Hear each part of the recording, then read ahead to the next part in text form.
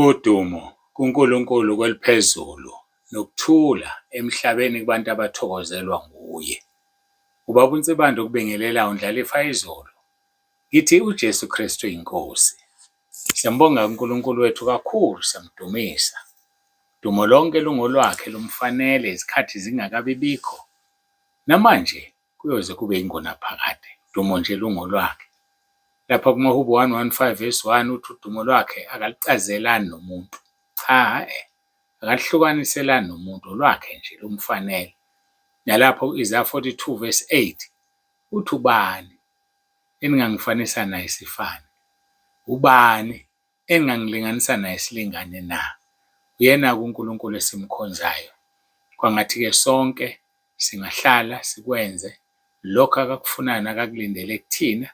Imqhele esizwe ngayo kwi-pastors seminar isilindele ekhaya ezulwini. Uma ikhethele, ufuna muphi wena umqhele? Yimuphi wena ufuna? Kuyangithokozisa ukubona abantu bewufuna umqhele wokuwina imiphefumulo. Ngiyabonga ngendlela abantu enibafaka ngayo. uNkulunkulu anibusise. Isifiso sami bazalwane, isifiso sami nesicelo-ke sami nje-ke kinina nakuNkulunkulu ukuthi uma kuphela unyaka ka-5 ngo-March 26 next year sobe siqeda iminyaka ewu-5, abantu bebe befikile ku-10,000. Abantu bebe befikile ku-10,000. Sibone ukuthi akukho yini uNkulunkulu angasenzela khona. Sithole inkonzo enkulu. Angikubhekanga ukuthi umhla ka-26 March unini, kodwa nje sithole inkonzo enkulu. Sihlanganeni sigubhe iminyaka ewu-5 ikhaya lezwi likhona. Sithole ihholo elikhulu esizodilikela kulo sonke. Noma-ke uma sekulungile esikuzamayo la ENtabeni, size ENtabeni sonke. Sibe nenkonzo enkulu siqede iminyaka ewu-5, 26 March. Sibe sikufikile kubantu abawu-10,000. Ngithe ngiyigodlile inamba, ngiyigodlile. Ngiyigodlile kodwa ngahle ngisho maduze nje. Uma nenze kahle, nenze kahle. Namhlanje nakusasa ngokuletha abantu. Ngenzeka ngidalule ngiseKapa ngoMgqibelo. Ngithi santu sebebangaka. Ikhona le ngifuna ukuyidalula. So-ke ngisizeni-ke bazalwane. Uma kuhambe kahle, sizoyidalula eKapa ngoMgqibelo. Kodwa uma kungalungi-ke, kusho ukuthi ngikholwa ukuthi kolunga-ke ekupheleni kwesonto elizayo. Kusho ukuthi-ke sesoyidalula kangazi ngizobe ngikuphi. Idayari yami ayihlale ekhanda, ihlale efonini. Kodwa nje uNkulunkulu anibusise ngendlela eniletha ngayo abantu. Niyawufuna lo mqhele, nikhombisa ukuthi niyalalela. Ngiyabonga kakhulu. Niqhubeke nokulalela umqhele wokuwina imiphefumulo, ngoba sizoqheliswa ekhaya ezulwini. Ngiyabadabukela abazohamba namakhanda ampunpununu angenalutho ekhanda, angathwele lutho. Nokho-ke kobe kungcono kunasesihogweni, futhi kobe kungengcono, kobe kukuhle kakhulu kunokuba sesihogweni. Kobe kukuhle ngendlela emangalisayo. Ngoba uyobe ugqoke ezimhlophe, uyobe ukulelo qembu la kuyobuzwa kuthiwa khona kuthiwa obani laba abagqoke ingubo ezimhlophe. Kuthiwa yibona abaphuma osizini emhlabeni, abakuthandanga ukuphila kwabo. Bazihlanzile egazini leWundlu, bafakaza ngeNkosi uJesu, bamnqoba uSathane. Abambethe ziphi? Ezimhlophe. Lithi izwi uNkulunkulu uyobeka iTabernacle kubo. Bayomdumisa imini nobusuku. Ukufa kobe kungasekho, ukugula kobe kungasekho, usizi nenkathazo kobe kungasekho. Siyobe sijabula kuphela. Awukuthandi lokho wena na? Hayi mntaka baba, lungisa indaba yakho noNkulunkulu. Vuma izono zakho. Khuleka abaseRoma 10 noma ngasiphi isikhathi ozwa ngaso isidingo, ngoba uvula izulu wena. Khuleka abaseRoma 10. Namhlanje nginifakele omunye umbono isimanga ukuthi uma umemeza igama leNkosi uJesu kuyakhanya. Yazi ngihlale ngithola abantu sibajwayele ulimi lwezwe. Into zami nje azikhanyi. ulimi lweyinyanga lolo. Into zami nje azikhanyi, cela ungikhulekele izinto zami zikhanye, izinto zami nje azikhanyi. Yazi ulimi lweyinyanga lelo nezangoma. Lukhanyisa sesifundile-ke namhlanje. Izinto zakho zizokhanyiswa ukuthi uthini? UJesu Kristu uyinkosi. Hayi bo, nangu umakhanyisa. UJesu Kristu uyinkosi. Ngethemba niwutholile lo mbono, ngithanga ngiwufake nje wodwa, ungahambi nobufakazi, uzophinda uqhamuke nobufakazi. Kodwa nje ngithanga ngiwufake wodwa nje, nizwe ukuthi uthini umntwana kaNkulunkulu. Kade ehambe ebumnyameni, kumnyama bhuqe.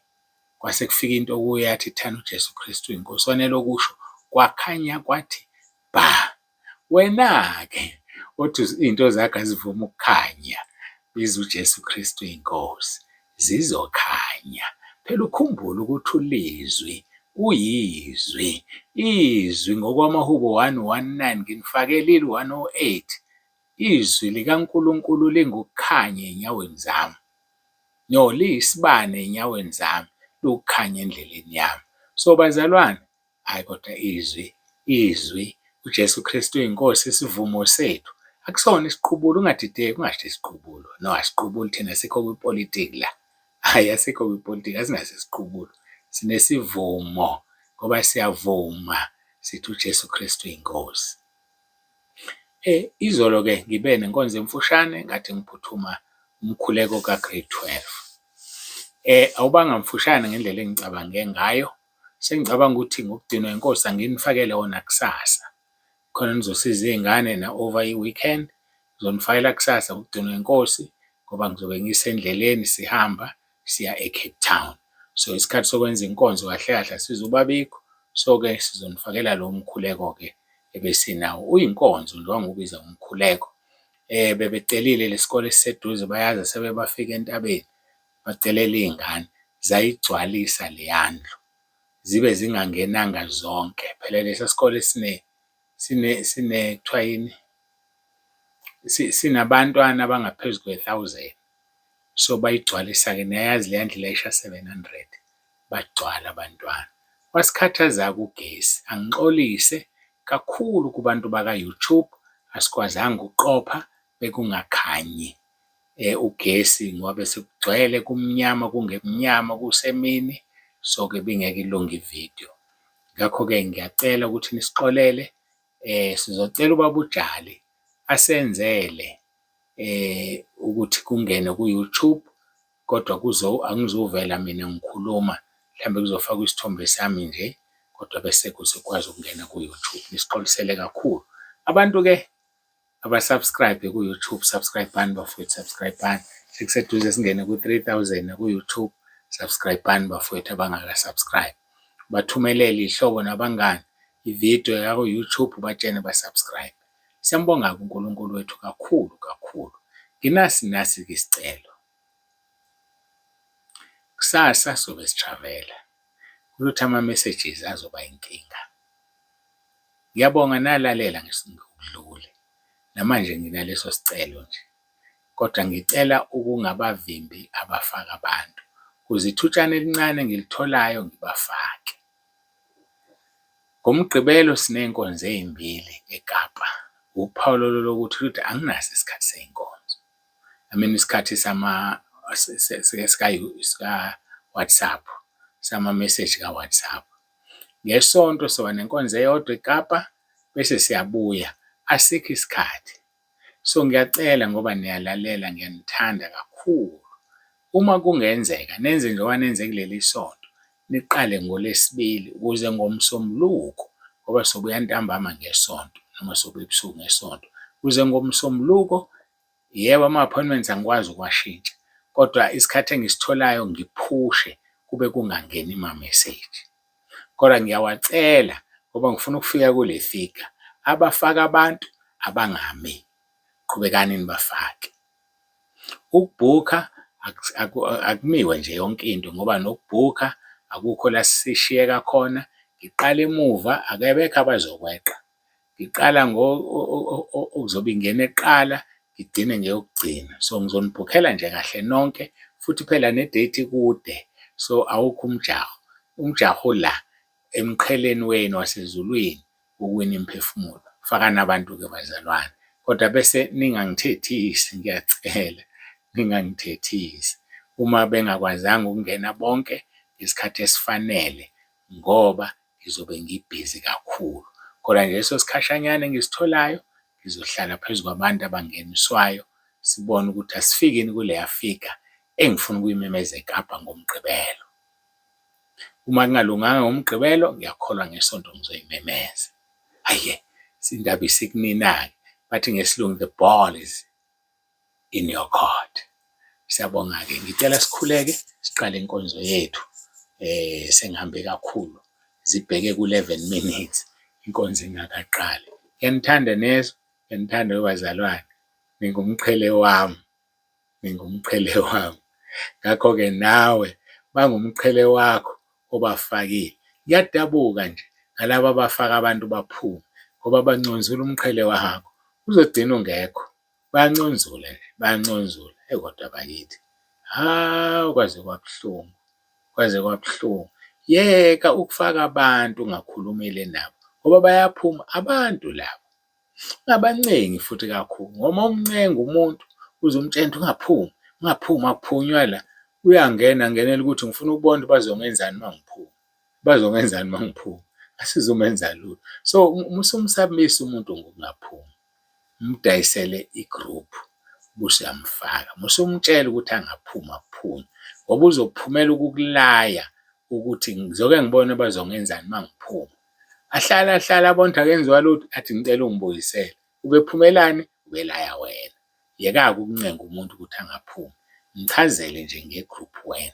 Chaze udayisa uJesu ebethelwe esiphambanweni. Hhayi-ke, ngiyabonga. Angiguqe ngikhuleke. Ngiyanithanda. UJesu Kristu UYINKOSI.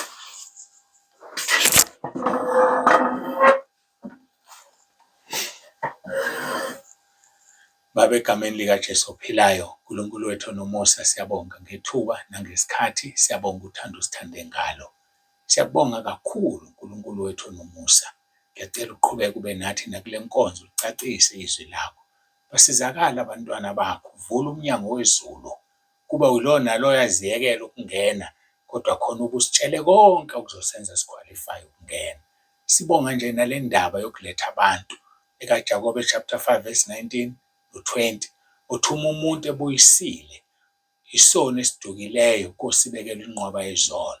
Siyabonga Nkosi ngoba khona izono esingeke sizikhumbule, kodwa ngenxa yokufaka abantu ekhaya lezwi, khona izono ezizothethelelwa sizosithola singena ezulwini. Siyabonga Nkosi ngokusenzela umusa. Siyabonga Nkosi ngokusithanda. Siyabonga Nkosi ngekhaya lezwi lapho kuhlutshwa khona izwi, silizwe siliqonde ngoba uyasifundisa ngomoya wakho oyingcwele. Namanje qhubeka-ke thisha wethu, qhubeka thisha wethu, umoya ongcwele usifundise. Nami ngilalele ngoba kuyenzeka ngikhuluma izinto engingasazazi nami ngoba kumina okhulumayo. Sebenzisa-ke lo mzimba, Nkosi, egameni lomfelo wethu uJesu Kristu ophilayo, uJesu Kristu UYINKOSI. Amen.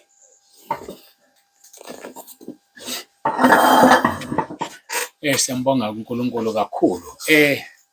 Mangisho lokhu bazalwane, ningixolele, ziningi izinto ngiyafisa ningithethelele nje. Manibona iphutha enilibonayo vele ungithethelele nje. Ingane ibuyile esibhedlela, ngagcina nginitshela ngesimo. Ingane ibuyile esibhedlela, iyalulama, ayikakaphindeli esikoleni, iyalulama kakhulu. Bayithanda esikoleni, silindile nje bathe mhlawumbe emva ka-3 mina ngizobe ngine-appointment ngaleso sikhathi bazofika othisha, ngazi ukuthi beza bangaki bazombona umntwana. Uyalulama, sibonge imikhuleko yenu ngendlela emangalisayo. Sibonge futhi nabasithwele ngomkhuleko nje wasihamba seKapa. Siyambonga uNkulunkulu kakhulu, ngiyazi niyasikhulekela, siyabonga. Nabasifiselayo, siyabonga kakhulu ukuthi sihambe kahle, sesibuye kahle, siyambonga uNkulunkulu. uNkulunkulu anibusise, ningasikhohlwa-ke emkhulekweni ngoba asiqhube lethe ivangeli, siqhubekile ivangeli esiliphathisiwe iNkosi yethu uJesu Kristu. Kukuyena-ke, ubonile naye ukuthi indaba akhethelele ikhehla seligugile, aligijimise iy'ntaba kanje. Buka nje, siye eKapa kule nyanga ngokugcinwa iNkosi ngenyanga ezayo, siya le eMpumalanga. Ubuke nje, Ama-province adavuzwa nje, kushonwa le, kushonwa le, kushonwa le, kushonwa le. Sesigugile-ke bakithi. Umzukulu wethu wokuqala ngihlala ngimtshela uneminyaka ewu-30, umzukulu wokuqala. She is 30 years. Uzobona ukuthi sibangakanani. Ayike asidlule lapho. Siye ezwini leNkosi. Bengichaza nje ukuthi umntwana usengcono, sibonge Umkhuleko, uyalulama kakhulu kakhulu. UJesu Kristu yiNkosi. Sifunda-ke ngokaJohane chapter 17, sifunda uverse 1 noverse 2, bese sibuka amandla kaJesu, bese sizoqhubeka-ke nabaseKolose, ngoba sengathi sesiyobaphetha. Angazi noma bazophetheka yini, ngoba ngithi ngisekuleli izwi vele ngikhonjwe kwelinye eliba umxhantela yande leyo nto. Verse 1 and 2, John 17. UJesu wakhuluma lokho, wayesephakamisela amehlo akhe ezulwini wathi, Baba, isikhathi esifikile, khazimulisa indodana yakho, ukuze indodana ikukhazimulise wena. Verse number 2, njengalokhu iphila amandla phezu kwenyama yonke, ukuba bonke oyiphe bona ibaphe uphilo obuphakade. UJesu uphiwa amandla phezu kwenyama yonke. Uma ufunda uJeremiah 32 verse 27, uthi uNkulunkulu unguNkulunkulu wenyama yonke, akukho okumehlulayo. uNkulunkulu wenyama yonke, into okuthiwa inyama nje, kusho ukuthini lokho? Inkomo, inja, yonke nje into enegazi egijima kulona isuke inenyama. Inyama kusho ukuthi inyama ngoba uyidla, cha, ngisho flesh mina. So leyo nto leyo unguNkulunkulu wayo. Singalibali ibandla lezulu, okuyizinkanyezi, inyanga, ilanga, amafu, kuthiwa ibandla lezulu lelo. Singayibali ihlahla emhlabeni nomhlaba nakho konke, kodwa uNkulunkulu wakho konke. Kodwa inyama ngoba ihlala ibabuthaka igule kwenzeke lokho, uthi uNkulunkulu wenyama yonke, akukho okumahlulayo. So uJeremiah 32 verse 27 uzokusiza uma ukhuleka ngayo ugula, uthi Nkosi, uthe uNkulunkulu wenyama yonke, nakho kubuhlungu lana la kimi, uzokusiza. Nakho-ke sesizwa la, uthi uJesu uphiwa amandla phezu kwenyama yonke. So yonke inyama uphiwa amandla phezu kwayo. Kusho ukuthi konke okuphilayo uJesu uphiwa amandla phezu kwakho. Hayi, asiqhubeke namandla akhe. Siye laphaya abaseKolose bokuqala, ngizoqala ku-21, kodwa ngicabanga ukuthi siyogxila ku-verse 23 manje, ngoba sesiselidumele emasompeni. Nani ekade ningabafokazi nezitha engqondweni ngemisebenzi emibi, nokho manje usebuyisene nani emzimbeni wenyama yayo ngokufa, ukuba nimise ningcwele, ningenasidla nacala phambi kwakhe. Emzimbeni wenyama uphiwa amandla phezu kwenyama, sibuyisene naye ngenyama emzimbeni wakhe. Yabona inyama iyaqhubeka iyasebenza. Kwenze indaba kube nje, ngoba iyabulawa inyama, zife iy'nkanuko zenyama, ungenzi okuthandwa inyama, ngoba inyama ayinayo. Inyama ayikwazi ukungena ezulwini negazi. Ngakhumbula Inkonzo yayizolo nabantwana baka-grade 12. Phela uzothi uma usuyilalela ukhumbule ukuthi esikoleni khona lonke uhlobo lwey'ngane. Ziningi-ke nezikhonza kwaShembe. Ngifundise kakhulu ngoJesu, kodwa ngiqala kuJehova ngamabomu, ngoba uJehova uyena okhonzwayo, uJesu abamazi ukuthi uyini. Nga-attend enye inkonzo, kwathiwa uyiwele likaJesu. Kwathiwa uJesu uyiwele likaShembe, ngoba uShembe umNazaretha, uJesu ngowaseNazaretha. So-ke angingeni-ke lapho, bengichaza nje ukuthi-ke ngithe angifundise ngoJesu, kodwa ngiqale kuJehova, ngize nayo, ngize ngizofika emandleni kaJesu.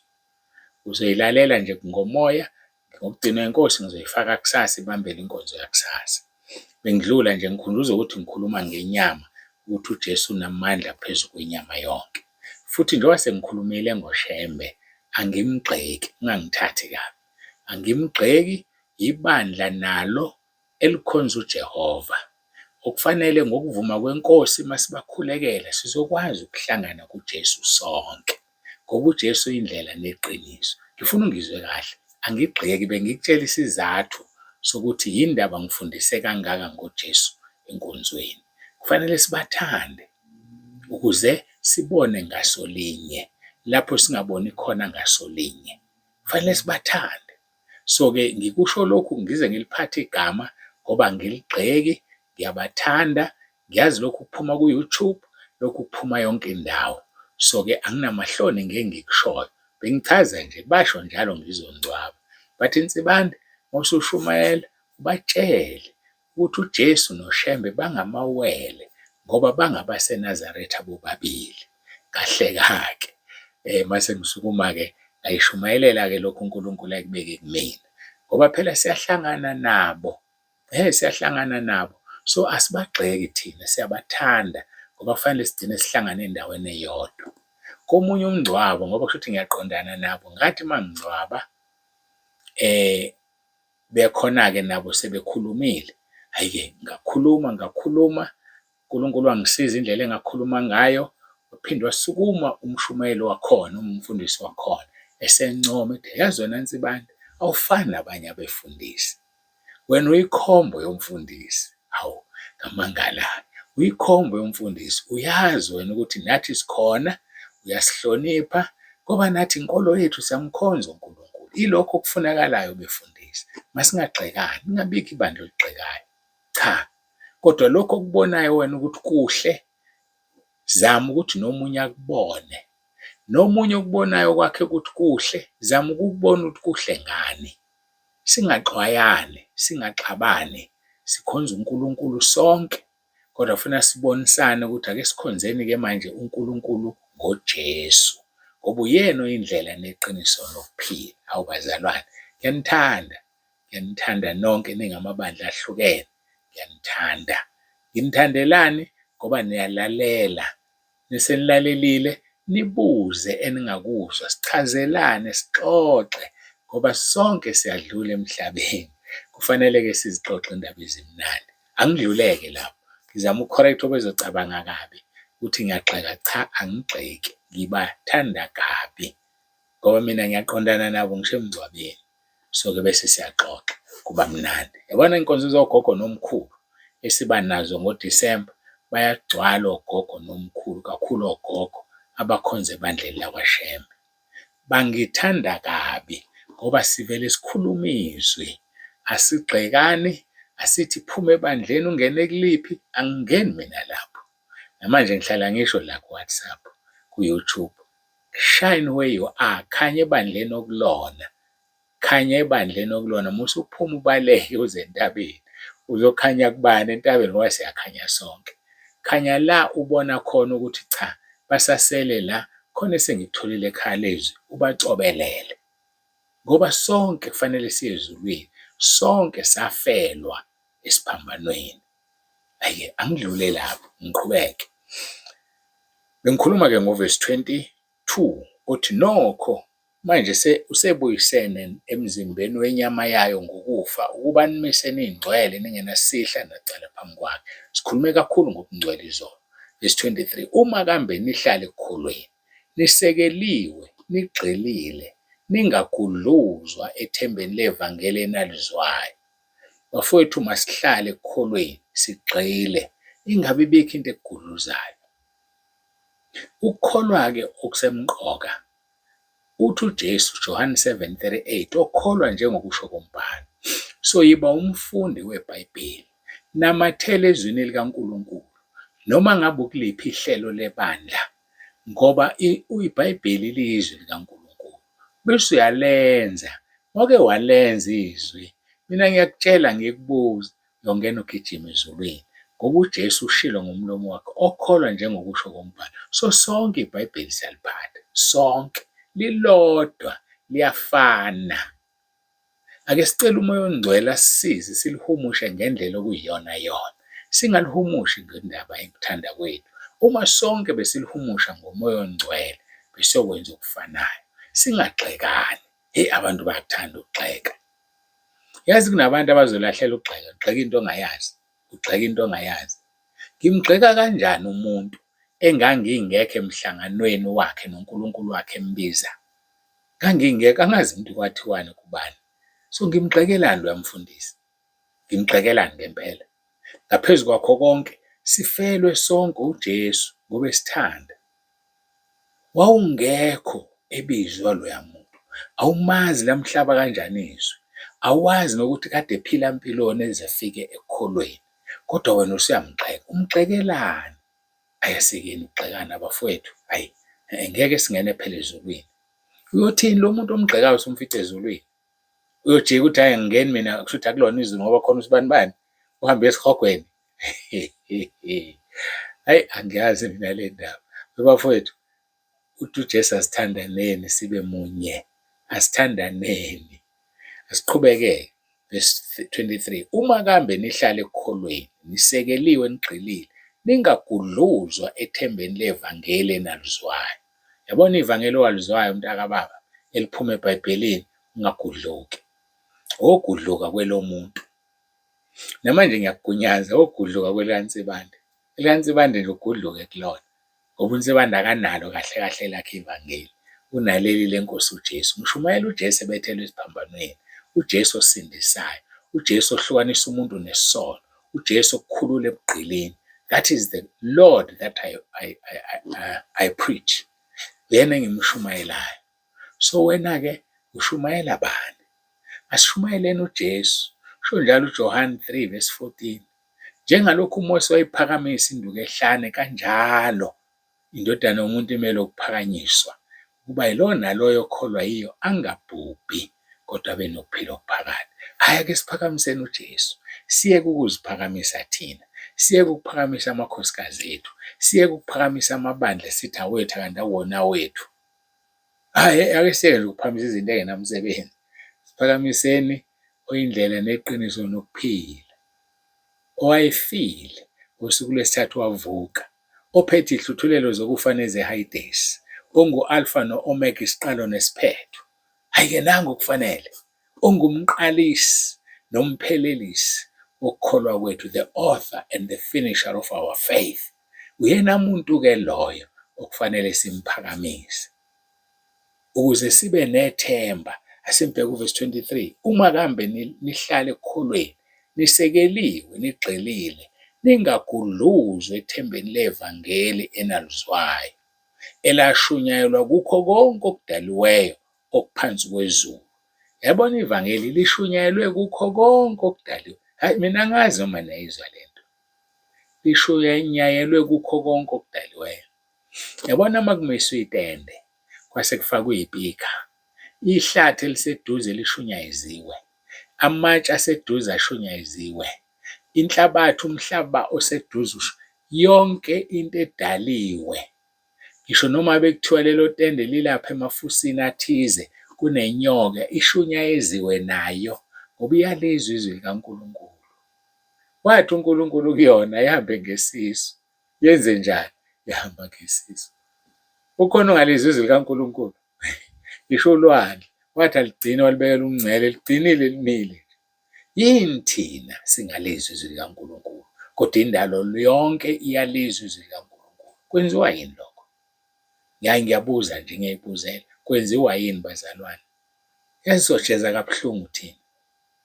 So lishunyayeliwe ivangeli kuyo yonke indalo, kukho konke okudaliwe okuphansi kwezulu. Athi umpostoli engenziwa isikhonzi salo mina Phawuli, wenziwe isikhonzi sezulu. Phawuli ungumkhonzi wezulu. Nami ngingumkhonzi kaThixo, ngingumkhonzi kaYesu, ngingumkhonzi. Abantu mabasazi ukuthi singabakhonzi bakaYesu nabaphathi bey'mfihlakalo zikaThixo. Yina sengiqala ukuthetha bo, phela ngizobe ngithetha ngomgqibelo. Ngizobe ngithetha ngesonto uNkulunkulu uma engigcinile.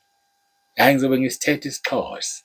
Kodwa-ke sakho ngizwa sesifuna ukungena-ke kwamanje. Hhayi, wo, bantu baphesheya kwenciba, ningangeni olimini lwami manje. Sisakhuluma isiZulu, sisengapha kwaZulu. So sithetha isiXhosa mase siphesheya kwenciba eKapa lodumo. Ngakho-ke bazalwane, on the serious note, lishunyayeliwe ivangeli kukho konke okudaliweyo. Ngithanda ukuthi ngithinte kancane abaseRoma 8 ngoba sesiqedile kwabaseKolose, kodwa abaseRoma 8 verse 18 ngigcine mhlambe ku-21 noma ku-22, ngizowufunda nje khona soqhuma kuwo ngokugcina inkosi ngomsombuluko. Ngokuba ngithi izinhlupheko zesikhathi samanje azinakulinganiswa nenkazimulo yokwambulwa kithina, ngokuba ukulangazela kokudaliweyo kulindele ukwambulwa kwabantwana bakaNkulunkulu. Bengifuna leyo ndawo yalokho okudaliweyo, ngoba sikhuluma ngokuthi okudaliweyo kunjani? Kushunyayeziwe. Okudaliweyo kushunyayeziwe. Ngakho-ke ukulangazela kokudaliweyo kulindele ukwambulwa kwabantwana bakaNkulunkulu.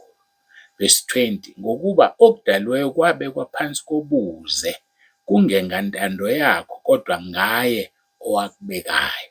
Verse 21, ethembeni lokuthi nakho okudalweyo kuyokhululwa ebugqileni bokubhubha kube ngukukhululeka kwenkazimulo yabantwana bakaNkulunkulu. Nokudaliwe kuyokhululwa ngesikhathi kukhululwa abantwana bakaNkulunkulu. Yikho ukulangazelela ukuthi abantwana bakaNkulunkulu babe njani? Bambulwe.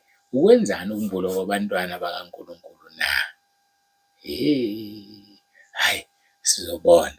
Verse 22, ngokuba siyazi ukuthi konke okudaliweyo kuyabubula kanye kanye kunezinseka kuze kube manje. Kuyabubula okudaliweyo. Yabona into engiyishilo, ngidonse igama lokuthi ivangeli ishunyazwe kukho konke okudaliweyo. Ngase ngizoholeleka kwabaseRoma 8. Ukuthi ngokugcinwa inkosi sesingena kwabaseRoma 8. Soqala kuverse 18 siqhubeke naye kuze kusho ongilawulayo ongigibele athi wo, bese siyama singena emandleni enkosi uJesu. Sisaqhuba wona, kodwa manje sesizokhuluma ngokushunyayezwa kokudaliweyo. uNkulunkulu abe nani, uNkulunkulu anigcine, uNkulunkulu anisikelele. Ngicabanga ukuthi akusekho okunye sokuxoxa ngaphandle kokuthi kusasa ngizonifakela leyo nkonzo. Sesiyohlangana-ke ku-WhatsApp naku-YouTube ngelanga langomgqibelo kugcinwa inkosi ezinkonzweni zaseKapa nangesonto. uNkulunkulu abe nawe, uNkulunkulu akusikelele, uNkulunkulu akubusise. Ngithe ngiyacela, uma kungenzeka, ngaphandle mokuphoqelekile, sime ngama-messages, sime ngakho konke, silethe abantu kuphela kuze kube uLwesibili.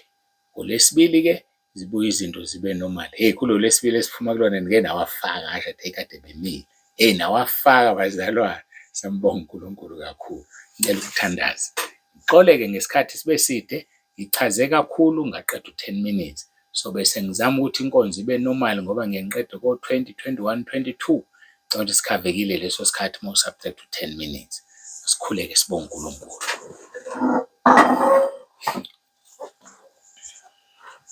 Baba, egameni likaJesu siyakubonga ngakho konke osenzele khona. Udumo lukufanele lungolwakho. Busisa lona loyo umntwana wakho lalele manje. Mbusise Nkosi, siyabonga. Busisa bonke Nkosi abakhona ekhaya lezwi nabasentabeni yendlu kaJehova kuyabonelela. Siyazi masikhuluma ngekhaya lezwi sikhuluma ngawo wonke amabandla akhona esingeke siqale siwabale ngoba ngeke siwaqede. Babusise Nkosi, babusise sonke sihlangene la ukuba Nkosi sizwe izwi lakho ngoba sifuna ukuya ezulwini. Siyakubonga-ke ngakho konke ngabantwana bakho. Ogulayo ngicela umphilise. Ngiyakhuleka ngegama lenkosi uJesu. Onenkinga ngicela ungenelele uyixazulule. Noma ngabe inkingane siphonsa kuwe njengoba ushilo ku-1 Peter chapter 5 verse 7. Siyabonga-ke ngakho konke. Udumo lungolwakho lukufanele. uJesu Kristu inkosi. Amen. Siyambonga-ke kakhulu uNkulunkulu. Baba uNsibande usiyavalelisa uthi nisale kahle, niphile kahle, nimkhonze uNkulunkulu. uJesu Kristu inkosi. Webazalwane, masingasabonani kuleli, sibonane kwelizayo. Mangihambe kuqala ngizonilinda ukuthi nginibone ngoba ngeke ngibe nawo umqhele ningakafiki. Nawe abantu bafake ekhaya lezwi, hlala ubathinte uze ukuthi basaphatheke kahle yini, ubakhulekele ngoba umqhele wakho nawe ezulwini. uJesu Kristu inkosi. Ubaba uNsibande uyavalelisa. Ngiyanithanda emakhaya.